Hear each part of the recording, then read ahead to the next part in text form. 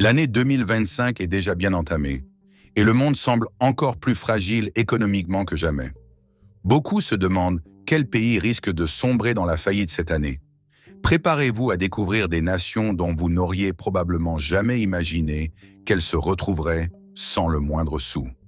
Les raisons de cette faillite imminente sont souvent surprenantes, et pour certains, la dépendance excessive à l'égard des États-Unis ou une dette astronomique sont les causes principales. Laissez-moi vous emmener dans un tour du monde des pays qui pourraient voir leur économie s'effondrer cette année et ce qui les a amenés à une situation aussi critique. Premier, Sri Lanka, la tempête parfaite. Derrière l'image idyllique de ses plages dorées et de ses paysages luxuriants, le Sri Lanka se trouve au bord du gouffre financier. Depuis plusieurs années, la nation a tenté d'accélérer son développement en empruntant massivement pour moderniser ses infrastructures, en particulier ses ports et ses aéroports, en espérant que l'industrie touristique et l'exportation de produits comme le thé et les épices suffiraient à équilibrer les finances. Cependant, la crise sanitaire mondiale a frappé de plein fouet, réduisant à néant les flux touristiques et enchaînant le pays dans un piège de dette qu'il n'a pas pu honorer. À cette crise s'ajoute la hausse des prix de l'alimentation et du carburant, et une inflation galopante qui plonge une grande partie de la population dans une précarité insupportable. Le salaire minimum est désormais insuffisant pour couvrir les besoins essentiels, et des millions de Sri Lankais vivent dans l'incertitude la plus totale. Les économistes s'accordent à dire que si cette spirale de dette et d'incertitude ne s'arrête pas, le Sri Lanka pourrait bien être l'un des premiers pays à faire faillite en 2025. 2. Bangladesh, une croissance fragile. Au Bangladesh, la situation économique est à un tournant. Ce pays a connu une croissance fulgurante grâce à son industrie textile, mais cette même dépendance est devenue un fardeau. Avec la délocalisation des commandes vers des pays offrant des coûts de production encore plus bas, les tensions dans les usines et l'instabilité politique, la situation est désormais plus fragile que jamais. La dévaluation de la monnaie locale et les difficultés à générer des devises étrangères laissent le pays en crise.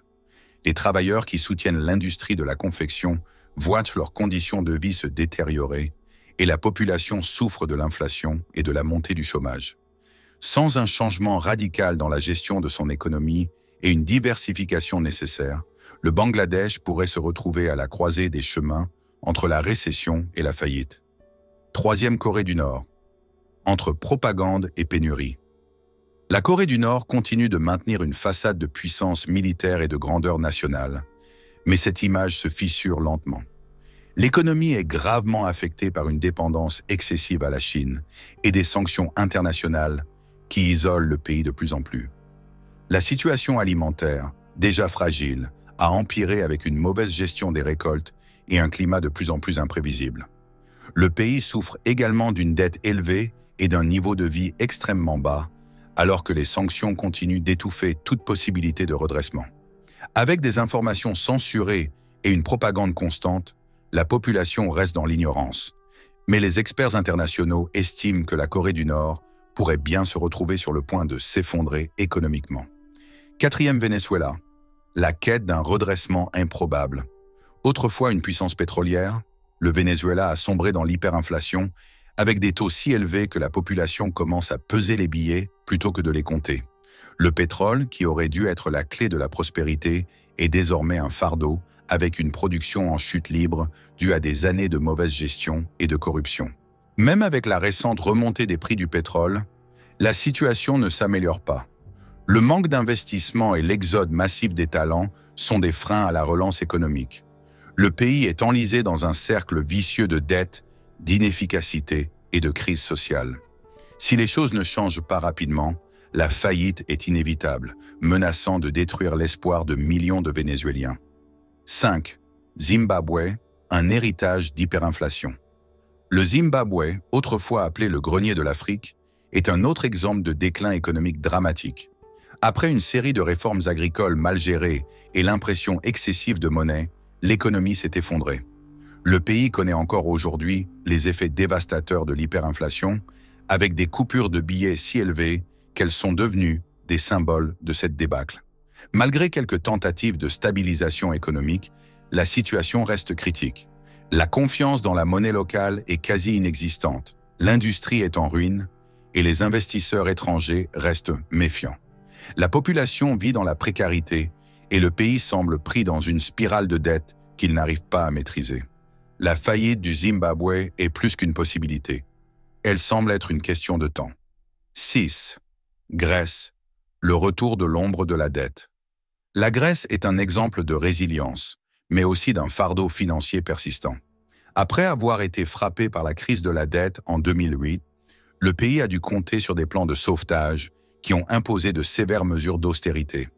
Ces mesures ont laissé des traces profondes sur l'économie et sur le quotidien des citoyens. Le salaire minimum reste insuffisant pour couvrir les besoins de base et la dette publique est toujours astronomique. Les tensions sociales et les taux de chômage élevés, surtout chez les jeunes, nourrissent un climat d'instabilité. Si une nouvelle récession mondiale frappe, la Grèce pourrait très bien se retrouver une fois de plus au bord du gouffre. La menace d'une nouvelle crise financière qui replongerait le pays dans l'insolvabilité est bien réelle. Conclusion. Un monde en instabilité. Alors que nous explorons ces exemples de nations au bord de la faillite, il devient évident que l'instabilité financière mondiale est un phénomène qui touche un nombre croissant de pays. Entre mauvaise gestion, dettes écrasantes et crises internes, de nombreux pays risquent de s'effondrer si des solutions radicales ne sont pas mises en place.